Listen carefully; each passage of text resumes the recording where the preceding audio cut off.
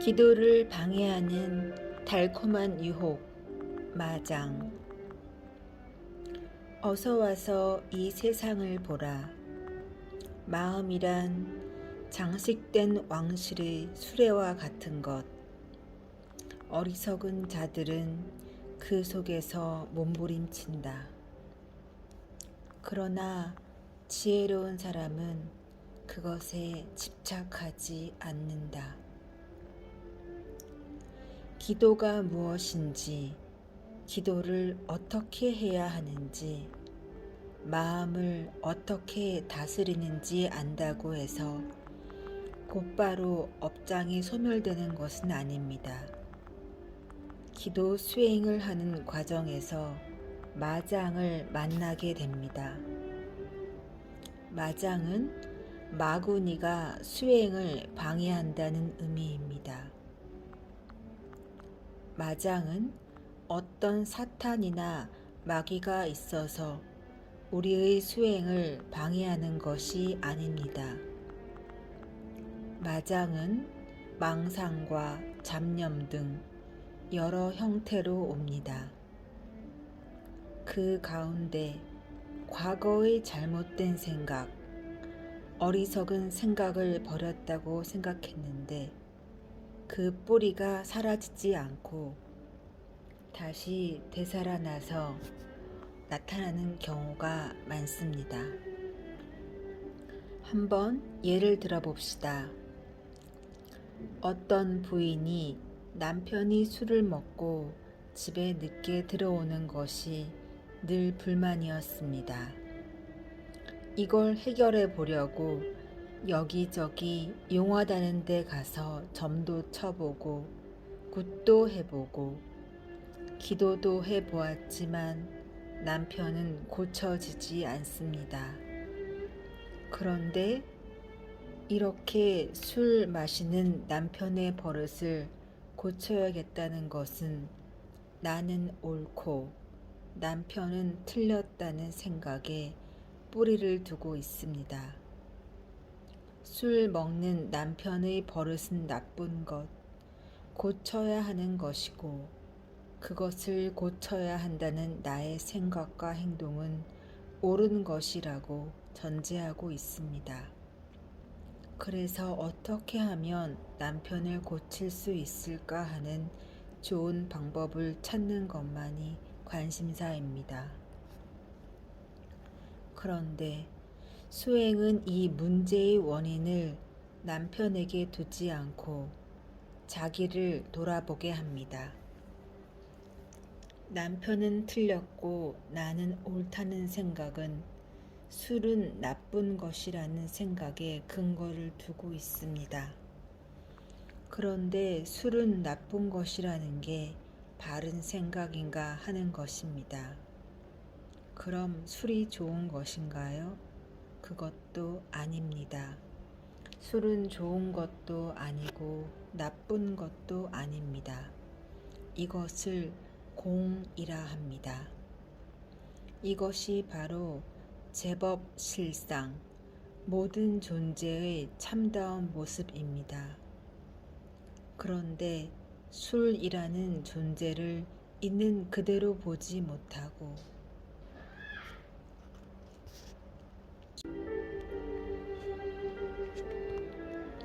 기도를 방해하는 달콤한 유혹, 마장. 어서 와서 이 세상을 보라. 마음이란 장식된 왕실의 수레와 같은 것. 어리석은 자들은 그 속에서 몸부림친다. 그러나 지혜로운 사람은 그것에 집착하지 않는다.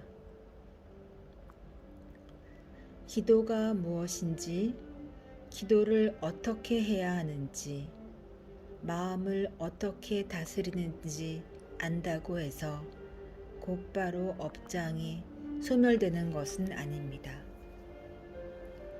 기도 수행을 하는 과정에서 마장을 만나게 됩니다. 마장은 마구니가 수행을 방해한다는 의미입니다. 마장은 어떤 사탄이나 마귀가 있어서 우리의 수행을 방해하는 것이 아닙니다. 마장은 망상과 잡념 등 여러 형태로 옵니다. 그 가운데 과거의 잘못된 생각, 어리석은 생각을 버렸다고 생각했는데 그 뿌리가 사라지지 않고 다시 되살아나서 나타나는 경우가 많습니다. 한번 예를 들어봅시다. 어떤 부인이 남편이 술을 먹고 집에 늦게 들어오는 것이 늘 불만이었습니다. 이걸 해결해 보려고 여기저기 용하다는 데 가서 점도 쳐보고 굿도 해보고 기도도 해보았지만 남편은 고쳐지지 않았습니다. 그런데 이렇게 술 마시는 남편의 버릇을 고쳐야겠다는 것은 나는 옳고 남편은 틀렸다는 생각에 뿌리를 두고 있습니다. 술 먹는 남편의 버릇은 나쁜 것, 고쳐야 하는 것이고 그것을 고쳐야 한다는 나의 생각과 행동은 옳은 것이라고 전제하고 있습니다. 그래서 어떻게 하면 남편을 고칠 수 있을까 하는 좋은 방법을 찾는 것만이 관심사입니다. 그런데 수행은 이 문제의 원인을 남편에게 두지 않고 자기를 돌아보게 합니다. 남편은 틀렸고 나는 옳다는 생각은 술은 나쁜 것이라는 생각에 근거를 두고 있습니다. 그런데 술은 나쁜 것이 바른 생각인가 하는 것입니다. 그럼 술은 좋은 것인가요? 그것도 아닙니다. 술은 좋은 것도 아니고 나쁜 것도 아닙니다. 이것을 공이라 합니다. 이것이 바로 제법 실상, 모든 존재의 참다운 모습입니다. 그런데 술이라는 존재를 있는 그대로 보지 못하고 술은 나쁜 것이라고 생각해서 거기에 근거해 술 마시는 남편은 잘못됐다고 생각하고 미워하면 이곳은 상에 집착한 것이 됩니다. 상에 집착하면 괴로움이 생겨납니다. 이런 원리를 잘 알아서 술은 나쁜 것이라는 생각만 놓아버리면 모든 문제가 해결이 됩니다. 술 마시는 것은 나쁘다는 생각도 놓아집니다. 그러면 술 마시는 남편은 나쁘다는 생각도 같이 사라집니다. 존재의 실상이 공한 줄 알면 문제는 단박에 해결됩니다. 그러나 그 이치를 깨달았어도 술 마시는 남편을 보면 또 어느새 화가 일어납니다. 그래서 매일매일 기도해야 합니다. 매일 절을 하면서 우리 남편에게 술은 보약입니다. 라고 기도해야 합니다. 술이 보약이라는 말 속에는 존재의 실상이 공하다는 표현은 없지만 술은 나쁘다라는 내 생각을 뒤집어 버립니다. 이제 술은 보약이니 많이 먹어야 하고 꼬박꼬박 챙겨 먹어야 합니다.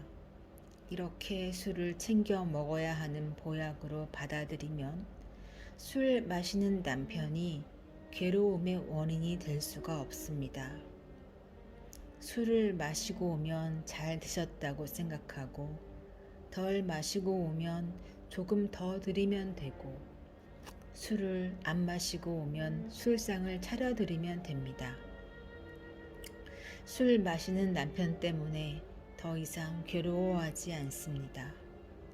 이렇게 남편이 술을 많이 마시든 적게 마시든 개의치 않는 마음을 가져야 합니다. 기도 수행을 하는 동안 내 생각이 바뀌니 곧바로 내 마음이 편안해지는 것을 경험할 수 있습니다. 내가 편안해지면 남편도 편안해집니다. 내가 예전처럼 예민하게 반응하거나 화를 내지 않으니 남편도 스트레스를 덜 받아 술 마실 일이 적어지겠지요. 남편을 고치려는 생각으로 기도 수행을 했다가 오히려 자기 마음을 바꾸니 나도 좋고 남편도 좋은 자리 이탈을 경험하게 되지요. 이때 이게 부처님 법이구나, 이게 수행이구나 하고 깨닫게 되지요. 그런데 내가 이렇게 기도하는 중에 남편이 술을 적게 마시거나 안 마시게 되면 드디어 기도 영험이 나타나는구나 하고 좋아하게 됩니다. 그래서 절도 108배 하던 것을 300배 하고 10만원 보시하던 것을 20만원씩 보시하고 그럽니다. 하지만 이것은 잘못된 기도로 빠지는 길입니다. 수행은 자신의 생각을 바꾸는 것을 말합니다. 그런데 남편이 술을 덜 마셔서 좋다는 것은 남편이 술을 안 마셨으면 좋겠다는, 내가 원하는 대로 됐으면 좋겠다는 처음의 생각으로 다시 돌아간 것입니다. 처음에는 내가 원하는 것이 안 돼서 괴로웠는데 이제는 내가 원하는 게 돼서 기뻐합니다. 이 괴로워하고 기뻐하는 두 가지 모두 내 생각대로 돼야 한다는 생각에서 빚어진 것입니다. 이것은 내 생각을 내려놓지 못한 것으로 올바른 기도가 아닙니다. 내 생각을 내려놓지 않고 기도하면, 조금만 더 열심히 기도하면 남편이 술을 끊겠구나 하는 생각을 하게 됩니다.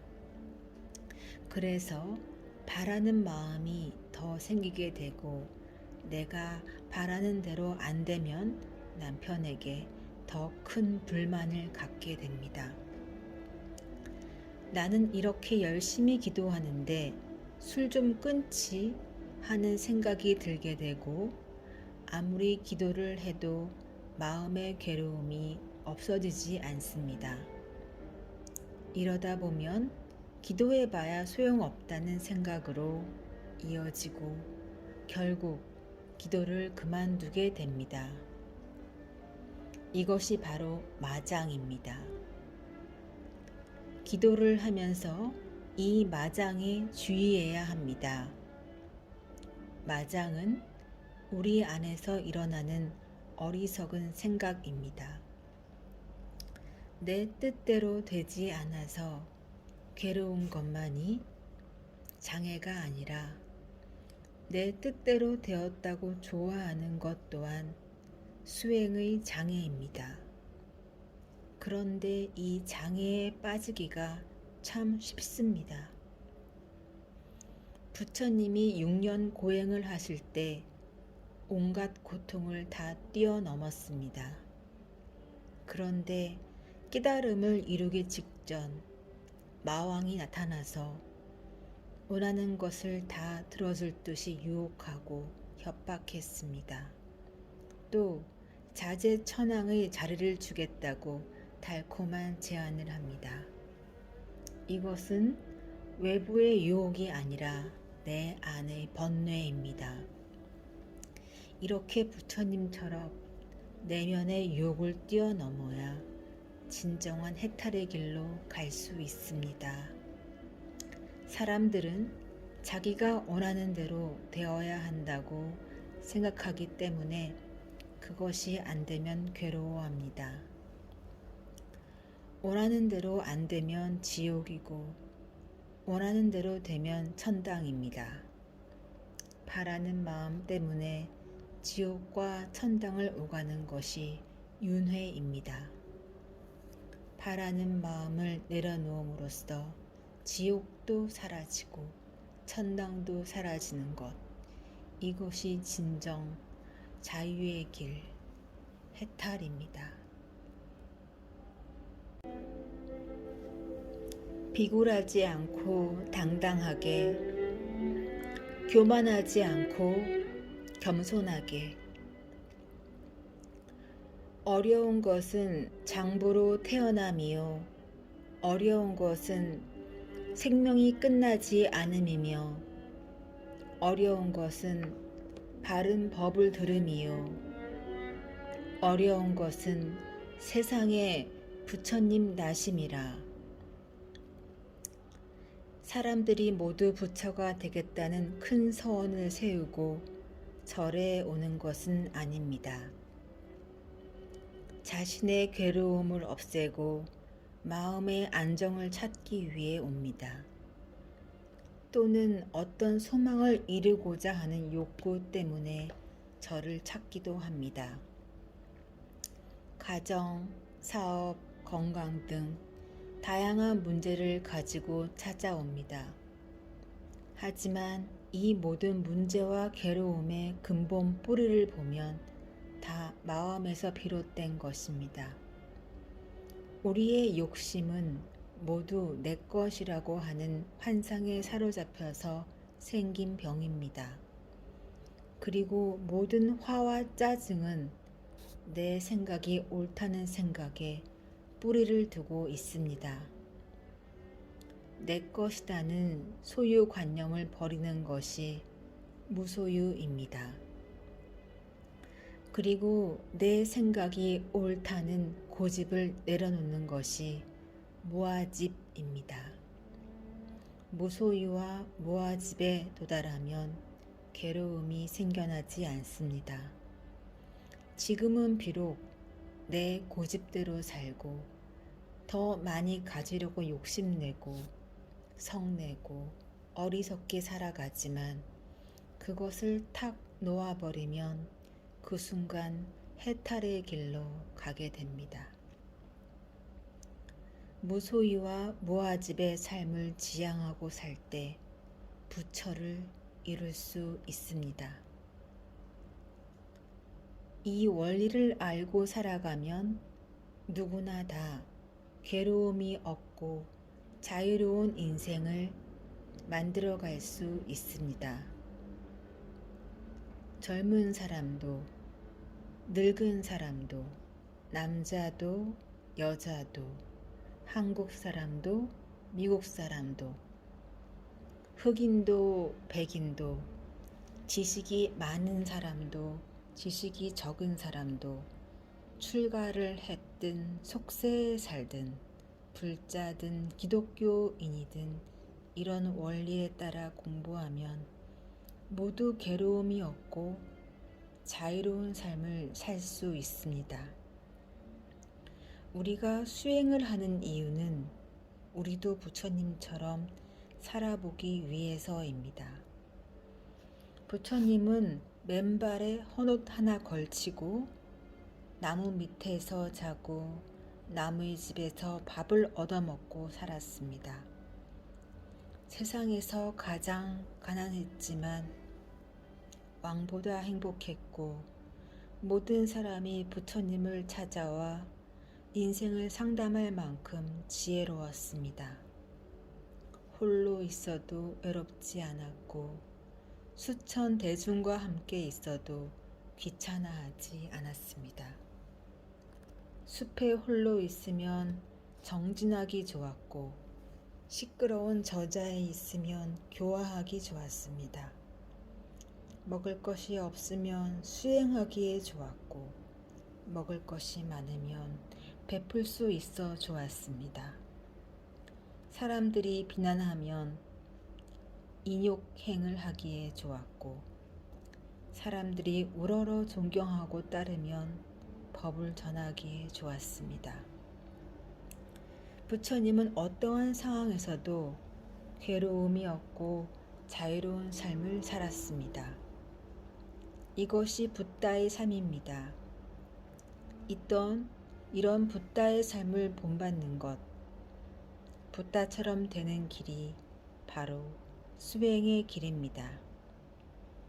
이렇게 자유롭고 행복한 사람이 되면 아무 가진 것이 없어도 비굴하지 않습니다. 스스로 부족한 줄을 알아서 참회하는 사람은 어딜 가더라도 교만하지 않습니다. 비굴하고 교만한 것을 버리고 당당하고 겸손한 삶을 사는 것, 이것이 수행자가 살아가야 할 길입니다.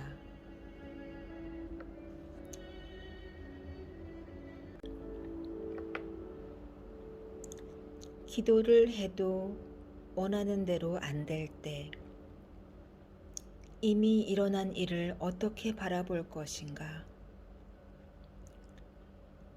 갈망은 슬픔을 태어나게 하고 갈망은 또한 두려움을 낳는다. 갈망으로부터 해탈한 사람은 슬픔도 없거니 어찌 두려움이 있으랴. 저는 100일 기도에 입제해서 50일 정도 기도했습니다.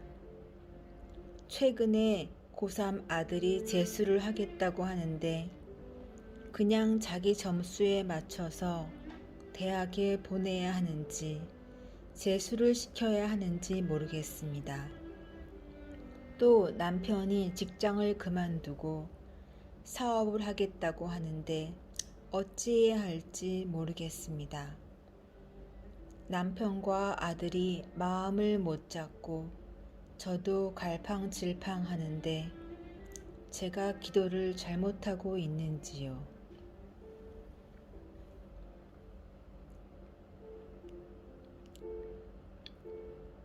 이건 기도의 문제가 아닙니다. 이 세상에는 기도를 해도 온갖 일이 일어나고 기도를 안 해도 일어납니다. 세상 일은 기도와 상관없이 일어납니다. 또 아무리 기도해도 일어나지 않을 일은 일어나지 않습니다. 기도는 이미 일어난 일을 내가 어떻게 바라보느냐의 문제입니다. 이 일이 왜 내게 일어났을까 하고 괴로워하는 게 아니라 그 일을 내 것으로 받아들이는 태도입니다. 수행을 안 하는 사람에게는 이것이 큰일이고 괴로움이지만 기도하는 수행자는 이것을 도리어 나에게 도움이 되는 일로 받아들입니다. 질문하신 분은 100일 기도를 한다 하지만 실은 기도를 안 하고 있습니다. 이런 문제를 기도와 연관한다는 것은 기도하면 어떤 일이 잘 될 거라는 관점으로 기도를 하고 있다는 뜻입니다. 일어나는 사건은 좋은 것도 아니고 나쁜 것도 아닙니다. 그냥 일어나는 사건일 뿐입니다. 교통사고가 일어났다고, 회사에서 잘렸다고, 시험에 떨어졌다고 해서 반드시 나쁘다고만 볼 수도 없습니다. 그건 지금의 내 생각이고 그런 일은 그저 하나의 현상일 뿐입니다. 그건 좋은 것도 아니고 나쁜 것도 아닙니다. 그걸 내가 어떻게 보느냐에 따라 좋은 일이 되기도 하고 나쁜 일이 되기도 합니다. 수행을 안 하면 어떤 일이 벌어질 때마다 좋다, 나쁘다에 항상 끌려다니면서 괴로워합니다. 수행을 하면 보통 사람이 나쁘다고 하는 것에서도 좋은 점을 발견할 수 있습니다. JTS가 활동하는 인도의 둥게스와리의 총을 든 강도가 가끔 나타납니다. 그 때문에 사람이 크게 다치기도 하고 물질적인 피해를 봅니다. 그러니 나쁜 일 같지요? 하지만 꼭 나쁜 일만은 아닙니다. 그곳이 원래는 범죄가 많은 무서운 지역이었는데 JTS가 들어가서 활동하니까 좀 살만한 곳이 되었습니다. 그래서 부동산 투기를 목적으로 투자자들이 들어오려고 하는데 그렇게 강도 사건이 한 번씩 날 때마다 겁을 먹고 못 들어오는 거예요. 그러니 범죄를 막기 위해 저녁마다 보초를 서야 하는 불편함이 있는 반면에 외부인들이 몰려와 중구난방으로 투기를 하는 걸 막아주고 있는 셈이지요. 그러니 반드시 나쁜 일만은 아니지요. 그 일을 어떻게 보느냐에 따라서 한 가지 사건이 이렇게 달라집니다. 나쁘다는 관점에선 사건이 절대로 안 일어나야 하지만 사건이 일어나도 좋은 측면이 있다는 걸 알면 두려워하거나 못 살겠다거나 하지는 않는다는 말입니다. 아이가 재수를 하겠다고 하면 큰일 나는 줄 아는데 수행하는 사람은 달라야 합니다.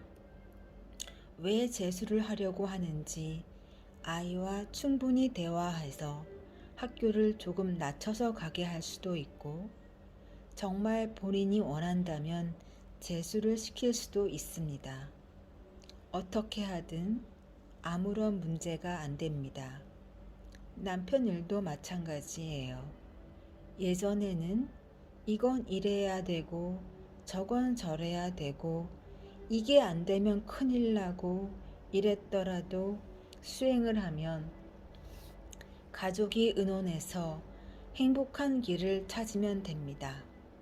남편이 하려는 일이 조금 단견이다 싶으면 내 의견을 말해볼 수도 있고 내 생각을 버리고 남편 의견에 따라서 살아볼 수도 있어요. 중요한 것은 우리가 살아가는 매일매일이 보람있고 자유롭고 행복해야 한다는 겁니다. 그렇게 사는데 돈이 조금 필요하고 학력이 조금 필요한 것뿐이지 돈이나 학벌 자체가 중요한 건 아닙니다. 수행하는 사람은 사물을 좋다 나쁘다로 보지 않습니다. 다만 있는 그대로 봅니다.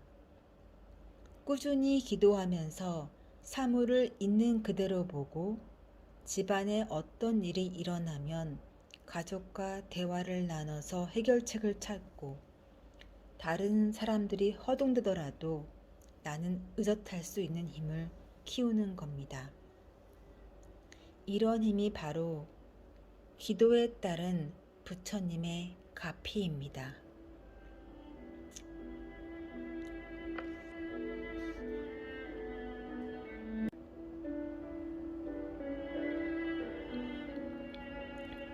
가족의 든든한 지원자가 되고 싶을 때 이루어지고 이루어지지 않고는 중요하지 않다. 분노를 포기하라. 자만심을 버려라.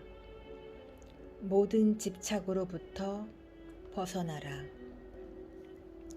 몸과 마음에 집착이 없는 자는 고통의 불행에 떨어지지 않는다.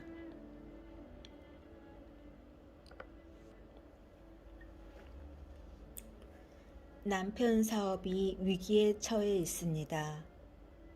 아들도 중학교까지는 순조로웠는데 고등학교에 진학하고는 많이 방황합니다. 몸도 지치고 마음도 지쳐 있습니다. 어떤 기도로 마음을 다스려 정진해야 할지요. 사람들은 뭐든지 자기가 원하는 대로 되고 싶어 합니다. 원하는 대로 안 되면 괴로워합니다. 그래서 자기 힘으로 안 되면 남의 힘을 빌리고 사람 힘으로 안 되면 신의 힘을 빌려서라도 자기가 원하는 대로 되고 싶어 합니다. 그러니 신이라는 존재는 전지전능해야 됩니다. 전지전능하지 않으면 내가 원하는 것을 다 들어줄 수 없으니 말입니다. 매우 답답할 때에는 신을 믿고 용기를 가지고 기도하는 것이 일시적으로 도움이 됩니다. 그러나 수행은 그런 게 아닙니다. 수행은 세상 만사가 내가 원하는 대로 다 될 수 없다는 사실을 깨닫는 일입니다. 그렇다면 내가 원하는 대로 되는 게 꼭 좋은 일일까요? 그렇지 않습니다. 이 세상이 사람들이 원하는 대로 다 이루어진다고 생각해 봅시다.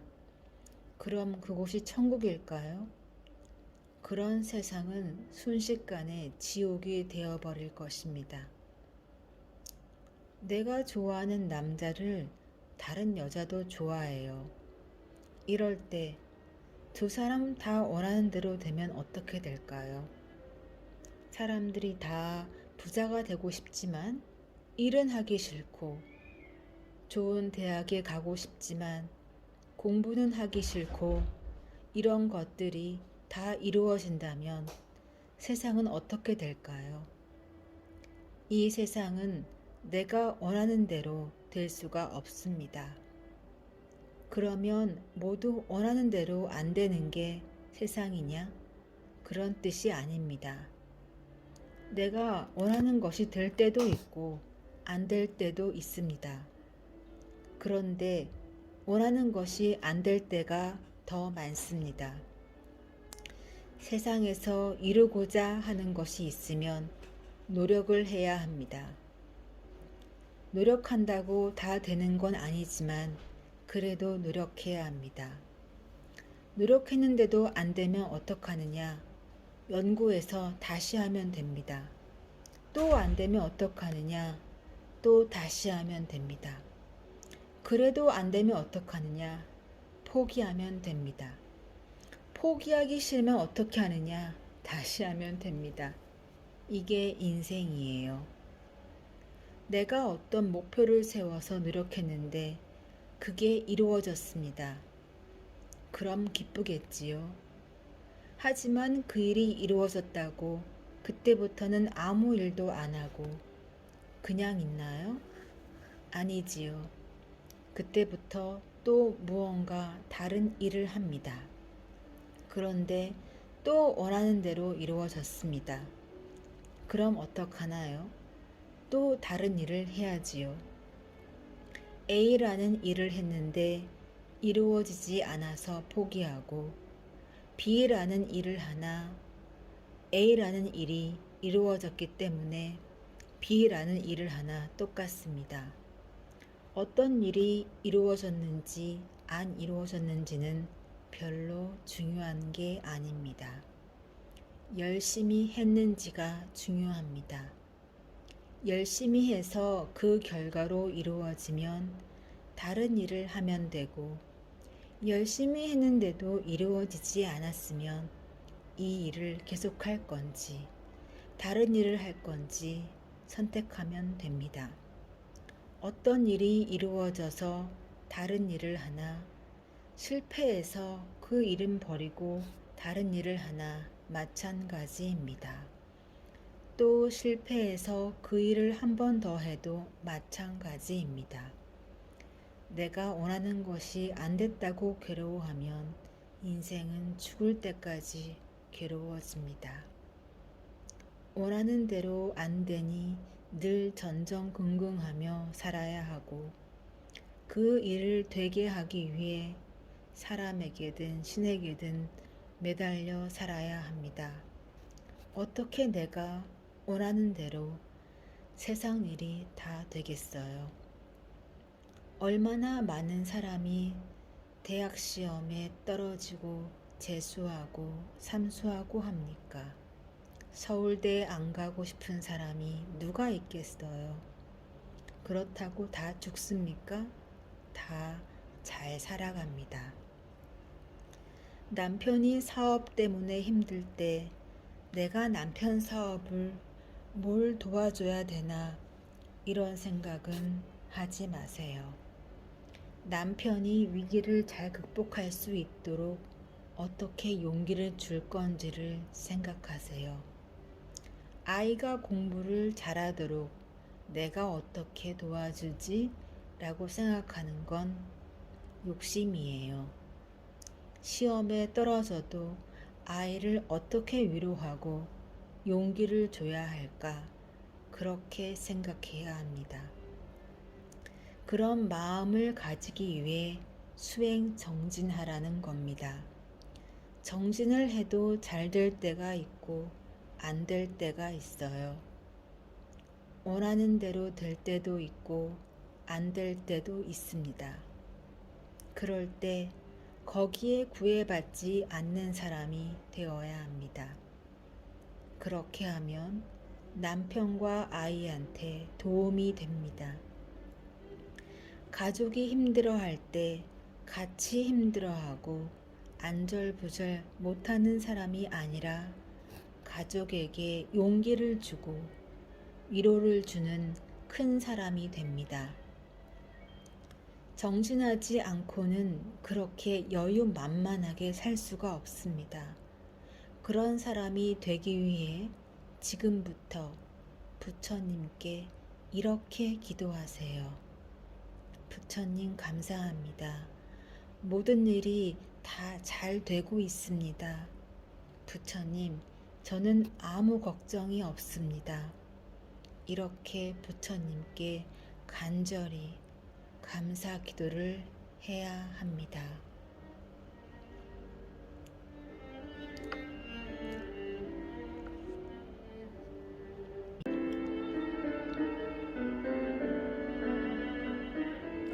참회가 안 될 때 있는 그대로 바라보기. 마치 달리는 마차의 속도를 솜씨 있게 조절하는 마부처럼 진심이 일어났을 때 그것을 잘 다스리는 사람을 나는 진실한 마부라 부른다.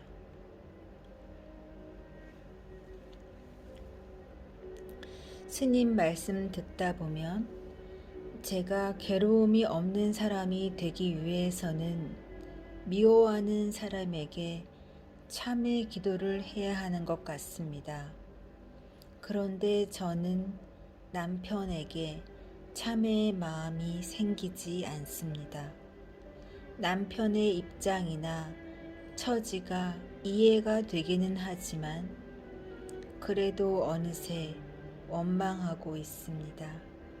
어떻게 해야 참회의 마음이 일어날까요? 이렇게 남편을 미워하면서 기도해도 되나요?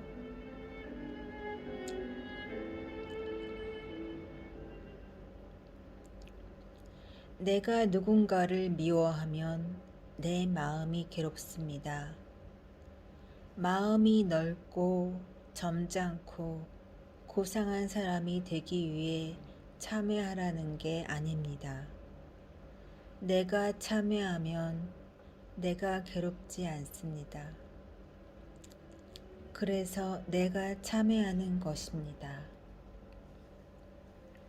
아침부터 저녁까지 만나는 사람이 10명인데 그 10명을 다 미워한다면 그건 지옥입니다. 10명을 만나는데 10명을 다 좋아한다면 그럼 극락입니다.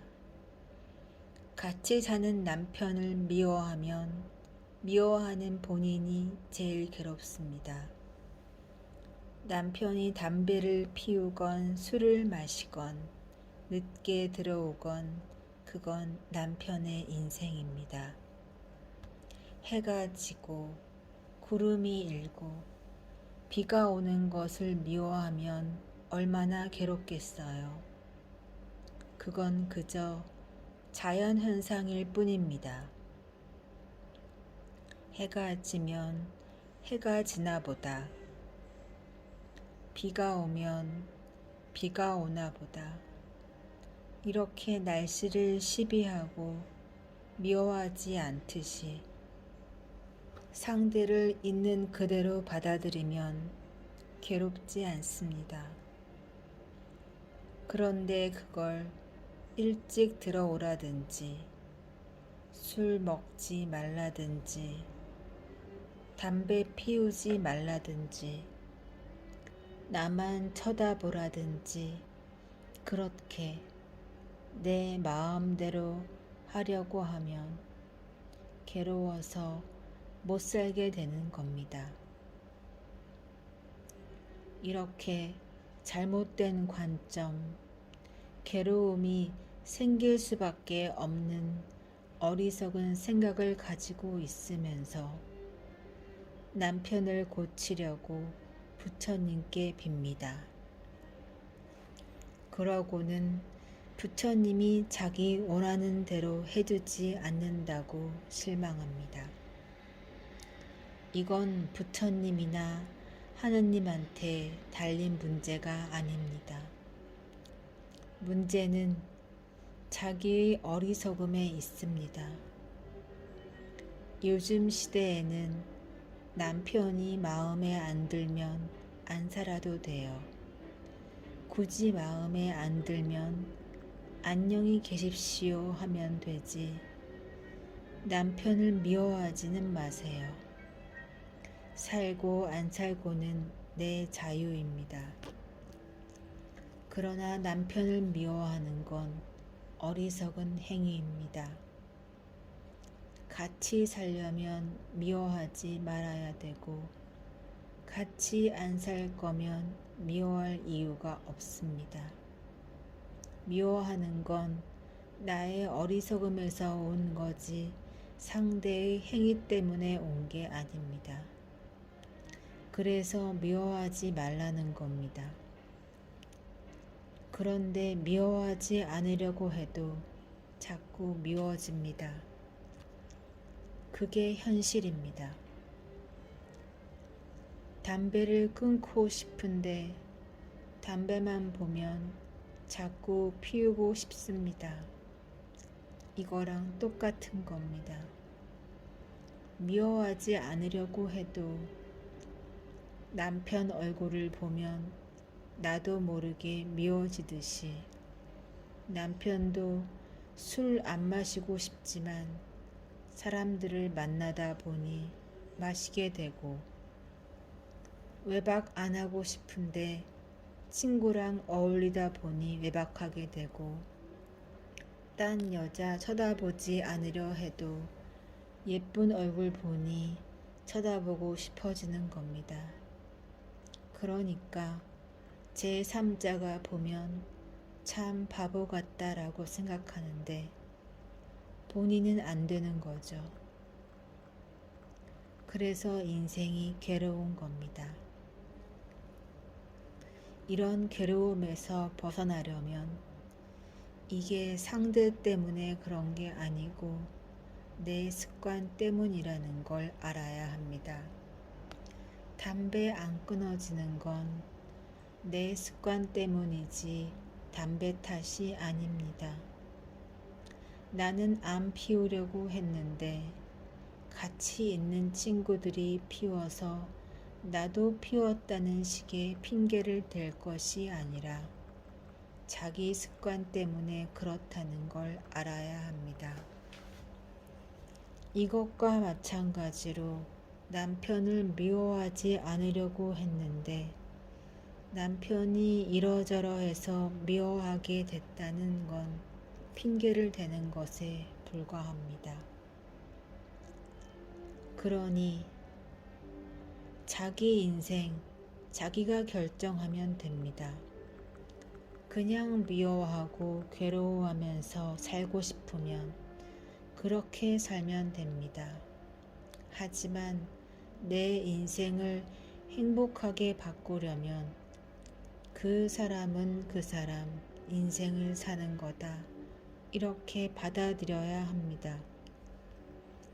자기가 이렇게 저렇게 하겠다고 약속해 놓고 못 지킵니다. 약속을 못 지키는 것도 현실입니다. 자기도 이래서는 안 되겠다 싶어서 안 하겠다고 약속은 했지만 그게 안 지켜지는 게 또 그 사람의 업입니다. 나도 내 마음대로 안 되는데 어떻게 남을 내 마음대로 하려고 합니까?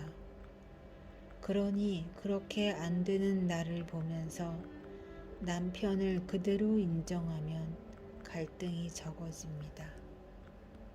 갈등이 적어지면 가정이 편안해집니다. 또 설령 나중에 헤어지게 되더라도 갈등이 없는 상태에서 헤어져야 후회가 없습니다. 남편이 미울 때 이걸 이치적으로 분석해 보면 남편은 그렇게 행동하고 말할 뿐입니다.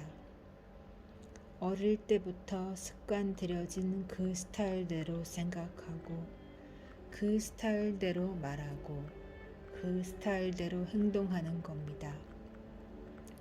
산에 가면 큰 나무도 있고 작은 나무도 있고 온갖 나무가 있는 것처럼 사람은 다 자기 식대로 사물을 보고 평가하고 생각하고 말하고 행동합니다.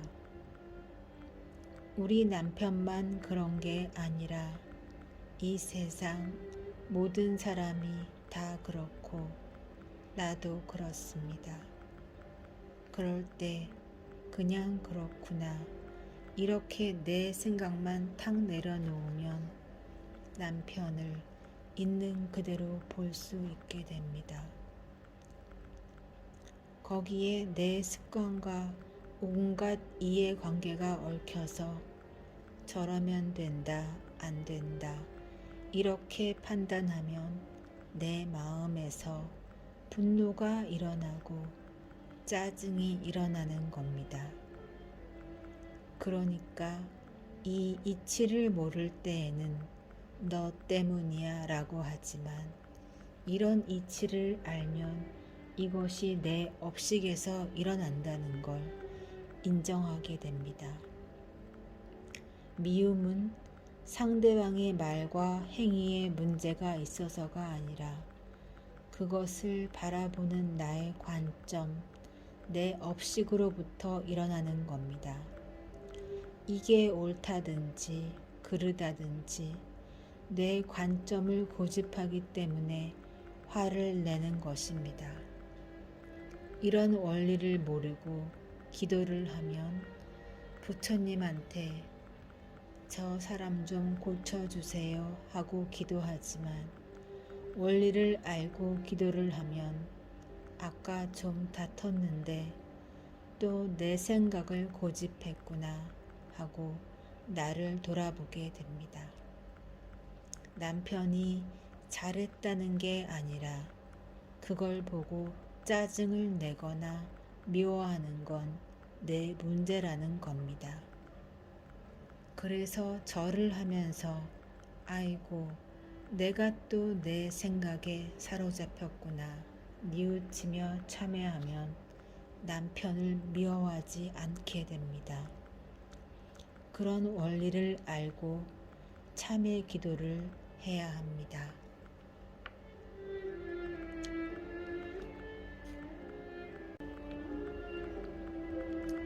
간절한 마음이 안 될 때 경건한 마음으로 나를 돌아보기.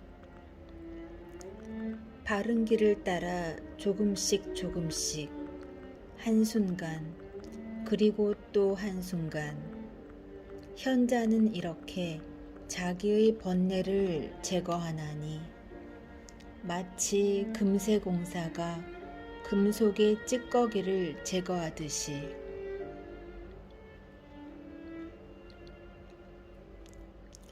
구하고 바라는 기도가 아닌 진실한 기도는 어떤 것이지요? 그리고 기도를 하다 보면 온갖 잡생각 때문에 집중이 되지 않습니다.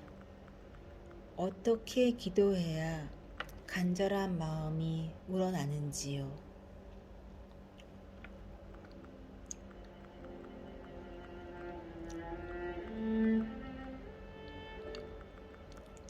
어떨 때 간절한 마음이 우러나올까요? 막다른 골목에 다다라 답답할 때 저절로 간절한 마음이 우러나옵니다. 기도하면서 아이고 내 마음이 좀 간절해야 되는데 나는 언제 간절해지나 자꾸 이렇게 생각하면 이게 재앙을 자초하는 마음입니다. 그런 생각을 자꾸 하면 재앙이 생깁니다.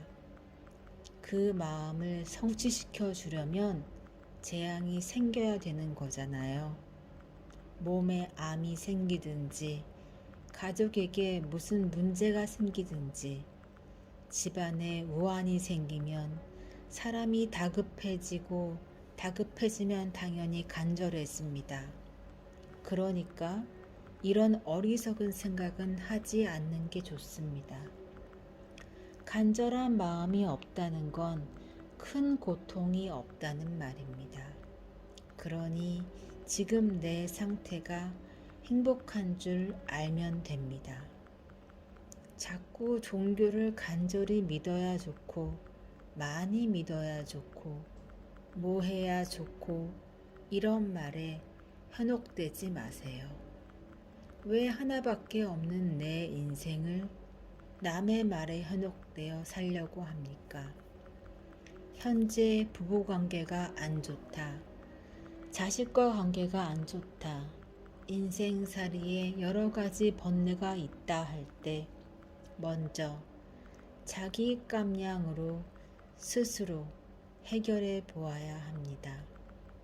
그렇게 노력해 봤는데도 안 되면 그 다음에 부처님 법의 귀의에서 해보는 겁니다. 법의 귀의에서 법의 가르침대로 따라해 보면 진짜 기적같이 내 문제가 해결될 수가 있습니다. 그래서 법에 귀의하라는 것입니다. 그런데 그냥 기도하면 좋다 이런 생각으로 무조건 기도하면 안 됩니다. 교회 가면 좋다는 소리 듣고 교회 다니고 어디 절에 가서 절하면 좋다니까 그냥 절하는 식으로는 안 됩니다. 법의 원리를 알아야 합니다. 자식이 내 말을 안 듣는다면 자식의 그런 저항감이 내가 남편에게 가진 저항감의 씨앗에서 비롯되었다는 사실을 알아야 해요. 이걸 알아야 내가 남편한테 참회 기도를 해야 한다는 것을 깨닫게 되지요. 그럴 때 비로소 아이 문제를 해결하려면 내가 열심히 참회해야 되겠구나 하고 간절한 마음이 저절로 생기는 겁니다. 이때 간절한 마음이라는 건 뭘까요? 어떤 일보다도 기도를 우선순위에 두는 것입니다. 기도를 새벽 5시에 하기로 했다면 천하에 어떤 일이 생겨도 그 시간에는 기도를 해야 합니다. 그리고 무슨 일이 있더라도 기도문을 지켜야 합니다. 기도문이 남편한테 숙이겠습니다라면 이것을 지키기 위해 남편의 어떤 말과 행동에도 시비하는 마음을 내지 않아야 합니다. 이 기도문을 우선순위에 두기 때문에 남편이 바람을 피웠니 노름을 했니 늦게 들어왔느니 하는 것은 부차적인 문제가 되어버리는 겁니다. 이렇게 딱 마음을 내서 밀어붙여야 내 문제가 단박에 해결될 수 있습니다. 그런데 대부분이 그렇게 기도하지 않기 때문에 절에 5년 다니든 10년 다니든 인생의 변화가 없습니다. 이렇게 분명한 태도가 있어야 인생의 변화가 옵니다. 얼렁뚱땅 대충 해서는 안 됩니다. 게으른 마음으로 그저 부처님에게 의지해 문제를 풀겠다는 생각은 불교 신자가 해야 할 태도가 아닙니다. 정법에 귀의해서 수행 정진해야 합니다. 법을 듣고 이해하고 행하여 자신의 무지를 깨치는 쪽으로 용맹 정진해야 합니다. 이렇게 하면 어떤 문제든 해결할 수가 있습니다. 이것이 부처님의 가피입니다. 정진하면서 자기를 돌이키고 뉘우치고 자기 문제에 깨어있는 공부를 해나갈 때 붓다의 가피를 불법의 가피를 입을 수가 있습니다. 인간 세상을 한번 생각해 보세요. 어릴 때에는 부모의 도움을 받아야 됩니다. 그런데 나이가 들어 장성했는데도 계속 부모한테 도와달라고 하면 사람들이 불효라고 흉봅니다. 부모가 늙어 죽을 때가 된 노인인데도 그때까지도 부모한테 도와달라고 손을 벌리면 아주 못난 놈이라고 손가락질합니다. 이것처럼 우리가 아무것도 모를 때에는 부처님이 우리를 보살펴 줍니다. 그런데 이제 부처님의 가르침을 이해했으니 이 가르침대로 행해서 해탈하면 됩니다. 그런데 해탈할 생각은 안 하고 계속 돈을 달라, 건강하게 해달라, 학교 붙여달라, 이렇게 세속적인 복이나 구하겠다고 매일 부처님한테 가서 조르면 부처님이 기뻐하실까요? 아닙니다. 설령 부처님이 뭐 좀 도와줄까? 이래도 부처님 가만히 계십시오. 제 일은 제가 하겠습니다. 하고 말해야 합니다. 그리고 거기서 더 나아가서 부처님 세상 일은 저희가 하겠습니다.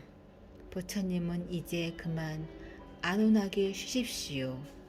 이렇게 말할 수 있는 사람이 되어야 합니다. 이런 사람이 바로 보디샤트바 보살입니다. 여러분은 왜 보살이 될 생각은 않고 계속 남에게 도움받는 존재가 되려고 합니까? 왜 꼭 지옥에 가서 지장 보살에게 구제받을 생각을 합니까? 지옥 중생을 구제하는 지장 보살 같은 사람이 되겠다고 마음먹으면 지옥에도 안 가고 또 설령 지옥에 가더라도 지옥 중생을 구하는 사람이 되니 아무 문제가 없습니다. 왜 사업 망해서 누구한테 도와달라고 하는 존재가 되려고 합니까? 사업 성공해서 어려운 사람 도와주는 사람이 되어야지요. 도와주려는 마음을 내면 언제나 도와주는 존재가 되고 도움을 받아야 된다는 생각을 가지면 평생 도움을 받는 존재가 됩니다. 언젠가 어떤 분이 이런 질문을 했습니다. 자기가 맏며느리로 시집 와서 시동생, 시누이 다 시집 장가 보냈는데 아직도 자기를 찾아와 도와달라고 해서 괴롭다는 겁니다. 전생에 무슨 죄를 지어서 항상 도와줘야만 하냐고 한탄하기에 제가 그랬어요. 그러면 안 도와줘도 되는 사람, 도와달라고 하는 사람이 없는 그런 처지가 되고 싶습니까? 그러니까 그렇게 되고 싶다고 그래요. 그래서 조금 기다리세요. 이제 당신 집이 폭삭 망할 테니까 했지요. 그랬더니 그 사람이 왜요? 왜 폭삭 망해요? 하고 놀라서 물어봐요. 그래서 그랬습니다. 폭삭 망하면 아무도 당신한테 와서 도와달라고 안 하잖아요. 사람들이 나한테 와서 도와달라고 하는 걸 귀찮게 생각하는 건 부처님 나 좀 망하게 해주세요 하고 비는 것과 똑같습니다. 그런 어리석은 마음을 내지 마세요. 항상 누군가 나한테 와서 도와달라고 하는 걸 기쁘게 생각해야 합니다. 내가 저들보다는 조금이라도 더 있어서 도와줄 수 있음에 감사해야 합니다. 이런 사람을 보살이라고 합니다. 그래서 보살의 원을 세우면 건강한 몸으로 남을 보살펴주는 사람, 베푸는 사람이 됩니다. 그런데 우리가 보살이 못 되는 이유는 우리가 계속 중생으로 남기로 원을 세우기 때문입니다. 이거 도와주세요. 저거 도와주세요. 이게 무슨 말입니까? 나 영원히 중생 되게 해주세요. 이 말입니다. 그러니 절에 30년을 다녀도 중생에서 한 발짝도 못 벗어나는 겁니다. 중생이 되기로 원을 세웠기 때문입니다. 이제부터는 부처가 되기로 원을 세워보세요. 보살행을 하기로 원을 세우세요. 그래서 틈 나는 대로 뭐든지 남을 도와주고 남에게 이해받기보다는 남을 이해해주고 이렇게 늘 내가 뭔가 이 세상에 보탬이 되는 사람이 되겠다고 마음을 내서 살아보세요. 그러면 아무 문제 없이 무슨 일이든 다 잘 됩니다.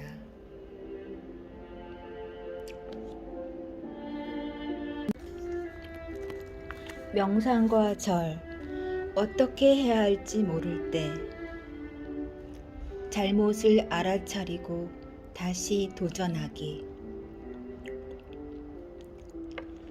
남의 허물은 눈에 쉽게 띄지만 자기 허물은 눈에 보이지 않는 것. 남의 허물을 겨처럼 까불어 버리고 자기의 허물은 감추려 든다. 마치 도박꾼이 불리한 패를 감추듯이.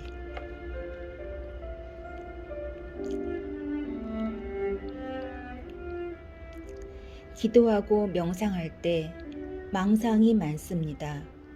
생각이 과거, 현재, 미래를 넘나들며 꼬리에 꼬리를 물고 이어집니다. 명상과 절은 어떻게 해야 하나요?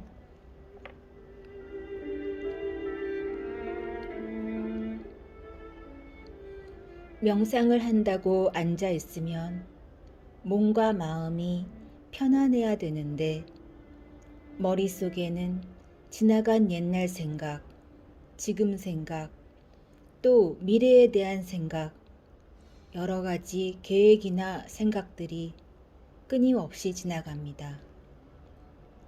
이것들을 번뇌라고 합니다. 번뇌가 끝없이 일어나니까 아무리 머리를 흔들고 없애려고 해도 안 되고 절을 해도 사라지지 않습니다. 명상은 그냥 가만히 앉아 있는 게 아닙니다. 명상에는 그것이 무슨 명상이든 과제가 있게 마련입니다. 호흡을 관하는 명상을 할 때에는 숨이 들어가고 나오는 것을 지켜보는 것이 과제입니다. 숨이 들어갈 때 들어간 줄 알고, 나올 때 나오는 줄 알고, 깊을 때 깊은 줄 알고, 얕을 때 얕은 줄 알아야 합니다. 그럴 때 호흡에 깨어 있다고 합니다. 정신을 오로지 거기에 집중하게 되는 겁니다. 만약에 화두를 든다면 그 화두에 집중해야 하고, 우리 몸에서 일어나는 감각을 관찰할 때에는 그 감각에 집중하는 것이 과제가 됩니다. 이렇게 주어진 과제에 정신을 모아서 집중해야 합니다. 이렇게 집중한다는 것은 그 상태에 깨어 있다는 말인데, 이게 생각처럼 쉽지 않습니다. 집중을 하려고 할 때 집중을 방해하는 요소들이 있기 때문입니다. 그 첫 번째가 바깥 경계입니다. 집중하고 있는데 옆에서 부스럭부스럭 가방을 뒤지거나 휴대전화 소리가 들리거나 옆 사람하고 얘기하는 소리가 들리면 신경이 쓰이고 거기에 마음을 뺏기게 됩니다. 이렇게 눈에 보이는 것, 귀에 들리는 것, 코로 냄새 맡는 것, 혀로 맛보는 것, 몸의 감촉 같은 바깥 경계에 마음이 뺏기기 쉽습니다. 이런 바깥 경계에 마음을 뺏기면 안 됩니다. 눈에 뭐가 보이든, 귀에 뭐가 들리든, 몸에 감촉되는 것이 무엇이든 마음을 모아서 집중해야 됩니다. 그런데 그게 내 마음대로 되지 않지요. 자동차 소리가 안 들렸으면 싶을수록 자동차 소리는 더 잘 들립니다.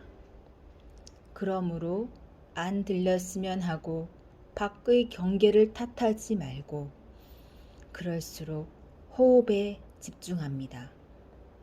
그러면 자동차 소리는 있지만 그 소리가 내 집중을 방해하지는 못합니다. 두 번째는 몸에서 일어나는 감각입니다. 앉아 있으면 다리가 저리고 아픕니다. 저리고 아픈 다리에 자꾸 마음을 빼앗깁니다. 그래서 집중이 안 되고 다리를 풀어야 하나 말아야 하나 계속 망설이게 됩니다. 또 얼굴이 간질간질하고 무슨 벌레가 무는 것 같고 손으로 만져보고 싶어집니다. 그럴 때에도 다리가 저리든지 얼굴이 간지럽든지 허리가 아프든지 몸에 어떤 감각이 일어나든지 그냥 놔두고 개의치 말아야 합니다. 다만 호흡에만 집중하는 겁니다. 세 번째 방해 요소는 망념입니다. 이미 지나가 버린 과거의 일이나 내일 뭐 해야지 하는 것 등이 끝없이 떠오릅니다. 조금 전에 있었던 사건 같은 것이 머릿속에 맴돌아서 마음을 빼앗깁니다. 거기에 끌려 한참 생각하다가 하고 정신을 차려보면 꿈속을 헤매듯이 한참 끌려간 상태입니다. 시간 가는 줄도 모르고 빠져 있다가 마음도 뺏기고 호흡은 언제 놓쳐버렸는지 모르게 되는 겁니다. 우리 몸에는 감각이 있고 바깥에는 갖가지 소리와 모양이 있고 우리 머릿속에는 늘 생각의 흐름이 있습니다. 이걸 내가 없어져라 한다고 없어지지 않습니다.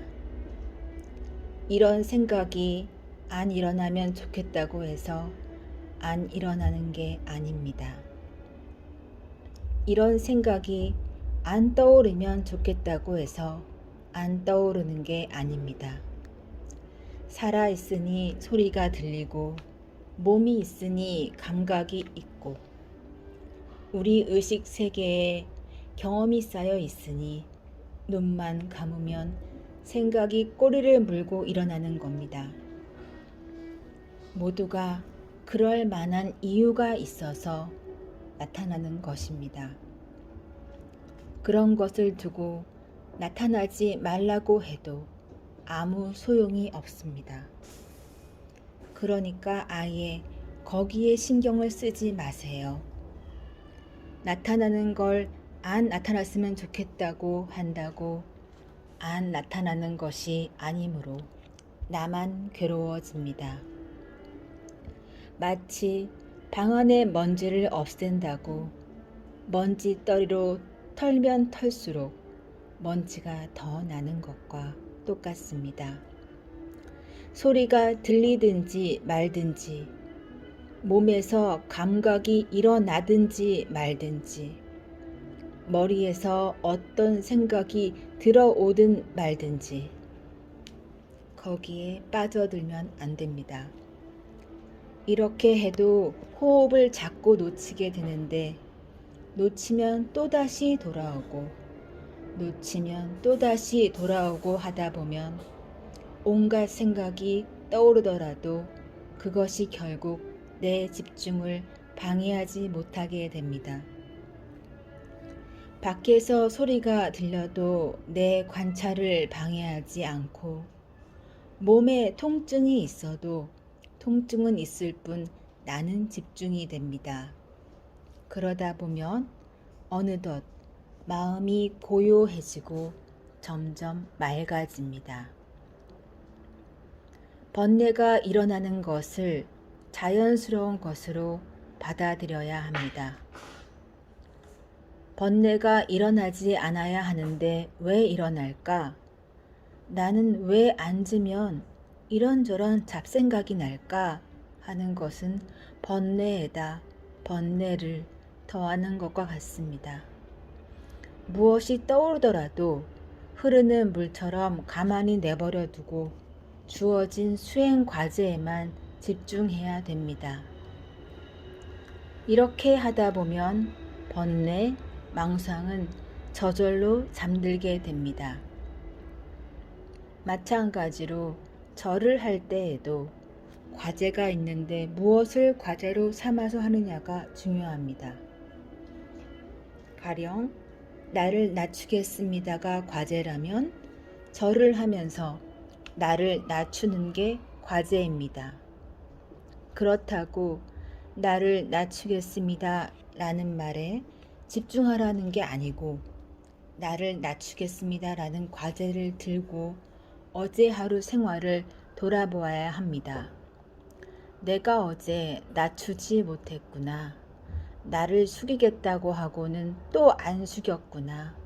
내가 잘났다고 고개 쳐들고 소리쳤구나 하고 알아차리는 것입니다. 과제를 지키지 못한 것을 알아차리고 뉘우치는 거지요. 만약에 이 과제가 없다면 자기가 뭘 잘못했는지 알 수가 없습니다. 하지만 과제가 있으면 내가 이걸 놓쳤구나, 죄송합니다 하게 되니까 참여할 때 간절해지는 겁니다. 이렇게 알아차리면 알아차린 뒤에 자동적으로 따라붙는 마음, 다음에는 안 놓쳐야지 하는 게 원입니다.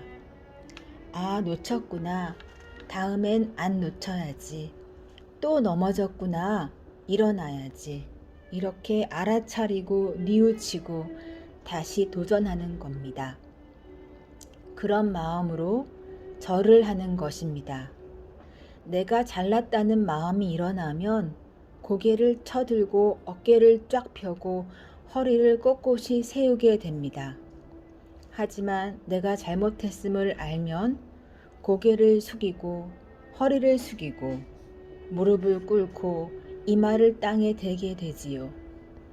나를 내려놓고 완전히 엎드리는 동작을 할 때 번뇌가 조금씩 사라지게 됩니다. 그런데 이렇게 과제를 중심으로 하지 않고 그냥 무작정 절을 하니까 이 생각도 났다가 저 생각도 났다가 내가 뭐하러 절을 하나? 절한다고 뭐가 되나? 상대는 뭐 잘했나? 이런 생각이 들면서 그저 기계적으로 절만 하는 겁니다. 그렇게 절을 하면 육체적 운동 효과는 있겠지만 인생의 변화는 오지 않습니다. 마음의 변화가 오려면 과제를 가지고 참회하면서 알아차림이 이루어져야 합니다. 아, 내가 그걸 잘못했구나. 다시 해봐야지. 내가 그걸 놓쳤구나. 다시 해봐야지. 하고 말입니다. 이렇게 하면 다음에 같은 잘못을 하더라도 잘해보려는 의지가 더 강하게 일어나게 됩니다. 100번 안 되면 101번째 하는 거예요. 과제를 가지고 절을 하면 과제를 놓치면 놓칠수록 잘하고자 하는 의지가 강해져서 어느 순간에 알아차리게 됩니다. 안 숙여지는 마음을 안 숙여지는 그 순간에 딱 알아차리게 됩니다. 아니 할 때 벌써 마음이 알아차리고 아, 예 하는 마음으로 바뀌어 버립니다. 그러면 아니 할 때 마음이 콱 답답하다가 아, 예 하고 그 자리에서 한 생각 돌이켜 버리면 마음이 편안해집니다. 그때 마음이란 이런 거구나 하고 체험하게 됩니다. 그런데 이렇게 한번 되면 이제 앞으로는 다 될 것 같지만 다음에 해보면 또 안 됩니다. 하지만 처음에는 100번 안 됐다가 한 번 되면 그 다음에는 50번 만에 한 번 되고 그 다음에는 10번 만에 한 번 되고 그 다음에는 5번 만에 한 번 됩니다. 이렇게 차츰 변하는 겁니다. 그렇게 처음에는 대부분 안 되다가 나중에는 대부분이 되고 어쩌다가 안 되니까 많이 변한 거지요. 뻣뻣하던 사람이 아주 보들보들한 사람이 되어버리는 겁니다. 마음이 아주 부드럽고 유연하게 된다는 겁니다. 이렇게 변하면 우선은 자신이 좋고 상대가 봐도 좋습니다. 마음이 바뀌는 게 얼마나 어려운 일이면 옛날 사람들은 사람의 마음이 변하면 죽을 때가 되었다는 소리를 했겠습니까? 그런데 수행은 죽지 않고도 마음을 바꾸는 겁니다. 그래서 다시 태어나는 겁니다. 이렇게 수행은 자기 자신, 자기 운명, 쉽게 얘기하면 자신의 사주팔자를 아예 바꿔버리는 일입니다.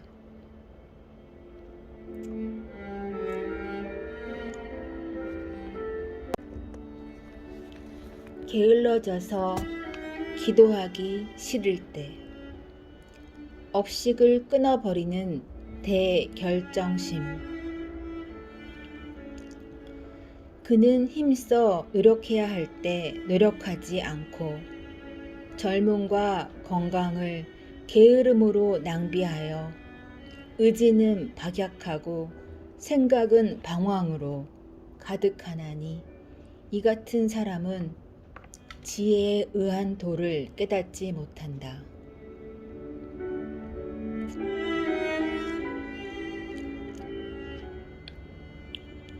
수행을 해야 한다고 하면서도 언제나 몸에 끌려갑니다. 게으름과 나태함을 날마다 후회하지만 그때뿐이고 아침 기도 시간을 매번 어기게 됩니다. 무엇으로부터의 게으름인지 알고 싶습니다.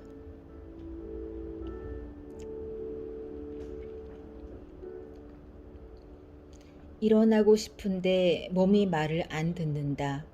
보통 이렇게 말합니다. 그래서 몸의 유혹이라고 말하고 몸은 수행의 장애라고도 말합니다. 그러나 그렇지 않습니다. 법의 원칙으로 말하면 몸은 공입니다. 색즉 시공이라고 하잖아요. 색은 몸이고 몸은 공입니다. 공은 좋은 것도 아니고 나쁜 것도 아니고 성스러운 것도 아니고 부정한 것도 아니고 깨끗한 것도 아니고 더러운 것도 아닙니다. 몸에는 아무 시비할 게 없습니다. 이것은 마음의 문제입니다. 마음이 업식에 끌려가기 때문에 그러는 겁니다. 아침 5시에 일어나야지 하고 잡니다. 그런데 아침에 벨이 울리면 일어나야 되는데 하는데 몸이 말을 안 듣는다고 말합니다.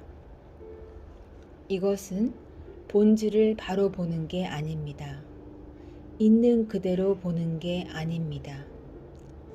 일어나야 되는데 라는 것은 사실은 일어나기 싫다는 겁니다. 일어나기 싫어 하는 겁니다. 이러면 일어날 확률보다 못 일어날 확률이 높습니다. 그래서 못 일어납니다. 일어나기 싫으면 그냥 자면 됩니다. 일어나기 싫어서 수행 못하면 그래도 됩니다. 지구상에 수행 안 하는 사람이 99%입니다. 내가 수행을 하는지 안 하는지 아무도 신경 안 쓰고 사는 데에도 별로 지장 없습니다. 그러니 수행 안 하면 됩니다. 기도가 아니더라도 마찬가지입니다. 늦게 일어나면 지각하지요. 그러면 지각하면 됩니다. 지각하면 직장에서 야단 맞지 않습니까? 야단 맞으면 됩니다. 쫓겨나지 않습니까? 쫓겨나면 됩니다. 늦잠 자서 지각하는 사람을 쫓아내지 누가 데리고 일하겠어요? 이와 같이 늦잠 자서 지각하는 대신 야단 맞는 과보, 회사에서 쫓겨나는 과보, 비난받는 과보를 기꺼이 받으면 됩니다. 길 가다가 물건을 훔치고 싶으면 훔치면 됩니다. 단 과보가 따릅니다. 망신을 당하든 비난을 받든 감옥을 가든지 하겠지요. 이럴 때 비난을 받으면 당연히 받고 감옥에 보내면 기꺼이 감옥에 가서 살면 됩니다. 그래서 누가 아이고 감옥 산다고 불쌍하네 라고 말해도 무슨 소리 하는 거냐?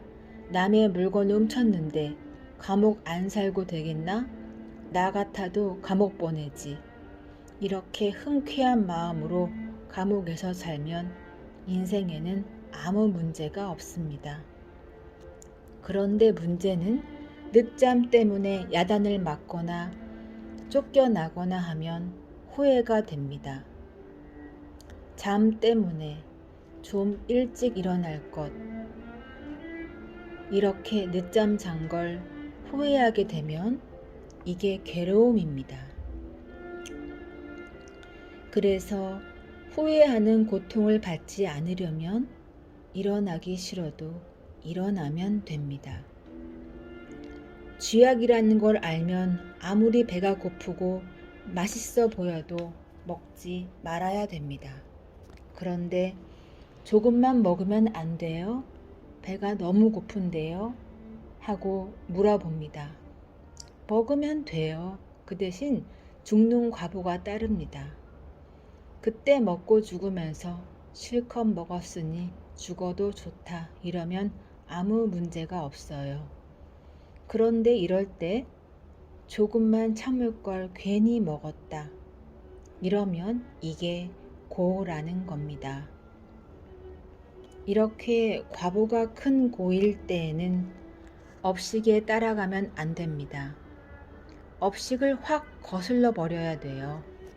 일어나기 싫지만 확 일어나 버리고, 하기 싫지만 확 해버리고, 하고 싶지만 확 멈춰버려야 합니다. 더 큰 고통을 면하기 위해 그렇게 하는 겁니다. 누굴 위해서가 아니라 내가 큰 손해를 안 보려고 그렇게 하는 거예요. 아침 기도 시간에 일어나기 싫더라도 일어나 버리세요. 일어나기 싫은데 어떻게 일어나요? 그냥 일어나면 됩니다.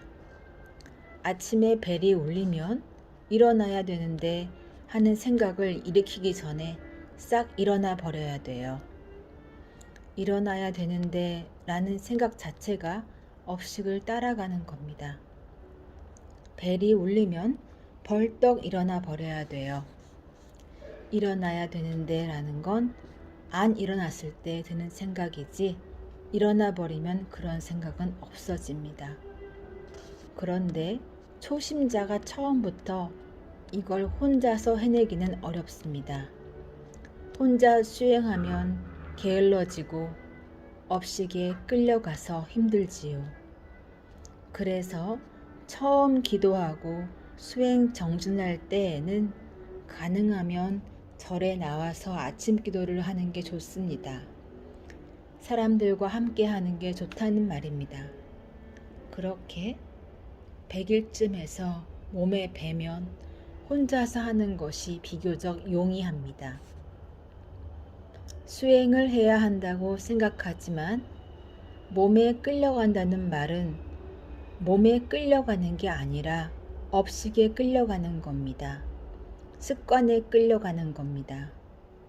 그런데 이 업식, 습관은 고치지 못하는 게 아닙니다. 다만 고치기 어렵다는 것이지요. 왜 고치기 어려운가? 고치려는 생각이 없기 때문에 계속 반복되는 겁니다. 잔소리 안 해야 된다는 걸 알긴 아는데 잔소리가 자꾸 나오는 것도 습관에 끌려가는 겁니다. 남편에게 잔소리를 안 하겠다고 굳게 결심해도 자꾸 잔소리가 나오지요. 이거 고치는 방법은 간단합니다. 남편에게 내가 한 말 가운데 당신이 듣고 잔소리라고 느끼면 내 뺨을 눈에서 불이 나도록 때리세요. 그러면 한 번 때릴 때마다 10만 원씩 줄게요. 이렇게 해보세요. 그러면 금방 고쳐집니다.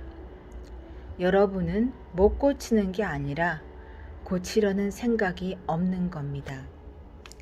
고치려는 생각이 없기 때문에 계속 반복하는 거예요. 아무리 업식이 대단해도 고치려는 생각, 대결정심이 있으면 고칠 수 있습니다. 업식이 대결정심을 넘어가지 못합니다.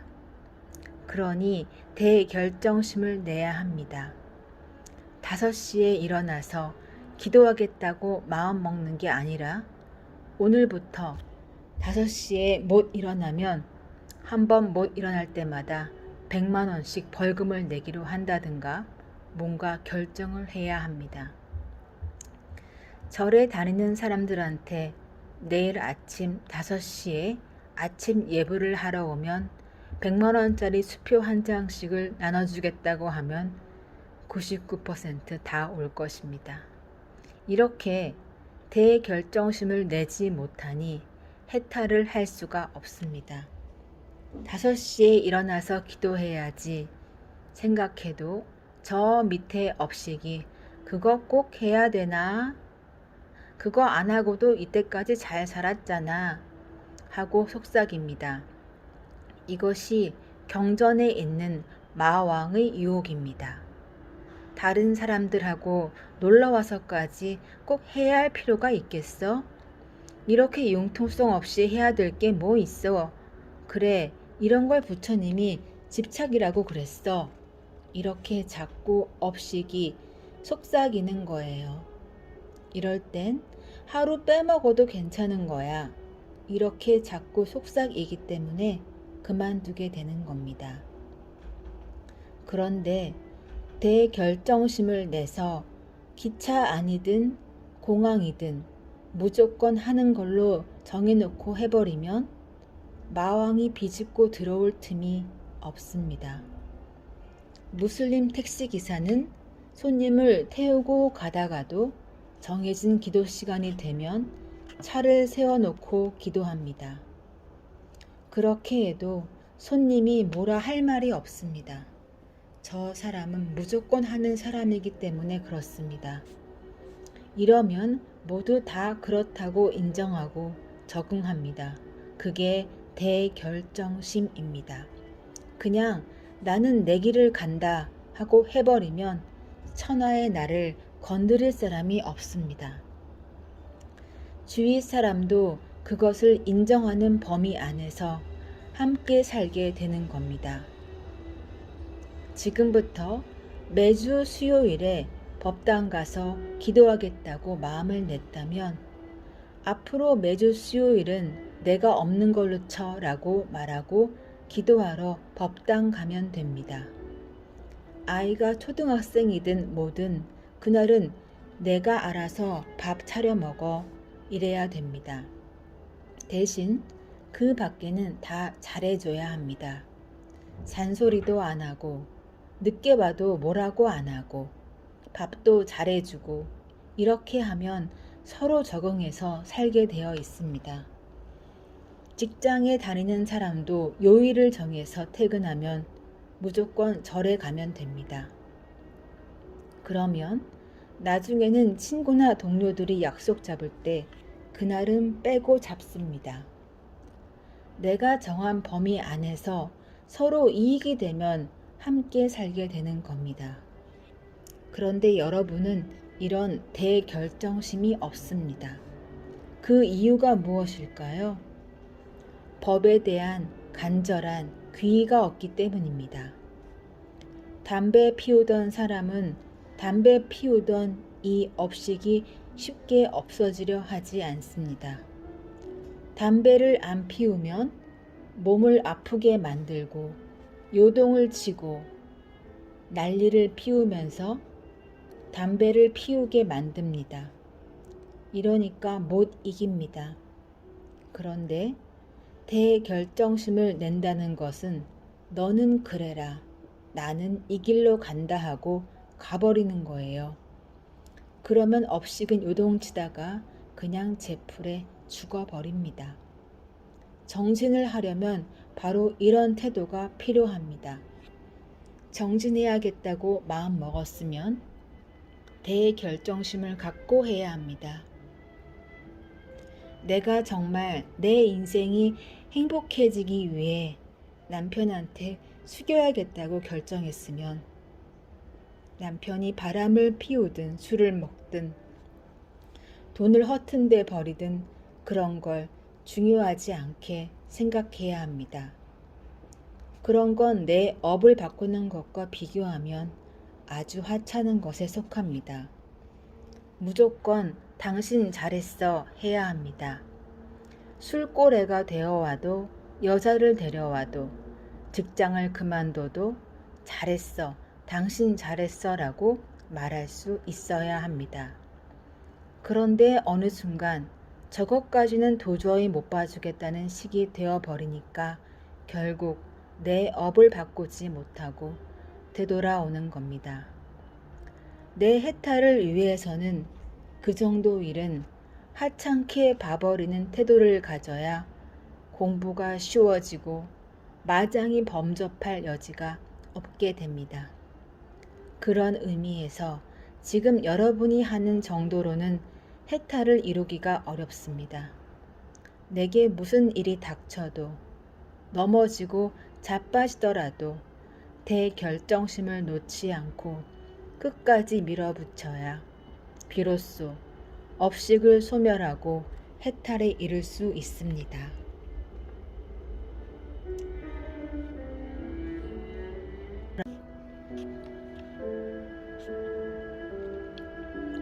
몸이 아파 절을 못할 때 절은 숙이는 마음의 표현. 만일 작은 행복을 포기한다면 위대한 행복, 깨달음을 얻는다.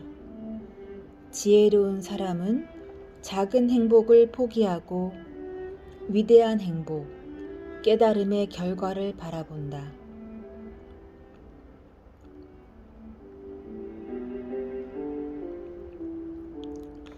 몸이 좋지 않아 절을 못해서 마음에 걸린다는 분들이 계십니다. 절을 많이 한다고 수행이 잘 되는 거라면 건강한 사람이 수행을 제일 잘하는 거겠지요. 절을 잘한다고 수행을 잘하는 건 아닙니다. 절을 하는 이유가 어디에 있느냐가 중요합니다. 절은 제가 잘못했습니다 라고 자기 숙임을 표현하는 방법입니다. 제가 잘못했습니다. 제가 어리석었습니다. 이 마음이 참회입니다. 비록 두 다리가 없어서 절을 못 하더라도 마음을 숙이면 그게 바로 절입니다. 절하는 횟수가 중요한 게 아니라 얼마나 마음을 숙이느냐가 중요합니다. 그럼 또 이렇게 말하겠지요. 그럼 마음만 숙이면 되지 굳이 절을 안 해도 되겠네요. 이건 이론적으로는 맞는 말이지만 내가 잘못한 거 알면 되지 꼭 말로 사과해야 되나? 이렇게 소리치는 것과 같습니다. 정말 절을 못할 만큼 몸이 아프면 절을 안 해도 됩니다. 그러나 사지 육신 멀쩡한데 꼭 절을 해야 하나? 내 마음은 참회하고 있는데 이렇게 얘기하는 것은 그거 뭐 허리 구부려 땀까지 흘려가면서 해야 하나? 내가 별로 잘못한 것도 없는데 생각인 겁니다. 매일 108배를 해야 합니다. 필요하면 300배, 500배, 1000배, 3000배를 해야 합니다. 마음 가는데 몸 가고 몸 가는데 마음 갑니다. 처음에는 마음에 내키지 않더라도 억지로라도 몸을 숙이다 보면 나중에는 마음이 따라갑니다. 또 마음이 참회를 하면 몸이 따라갑니다. 그러니 절하는 횟수에 집착할 것은 없지만 몸이 불편하더라도 천천히 꾸준히 절을 계속하는 것이 좋습니다.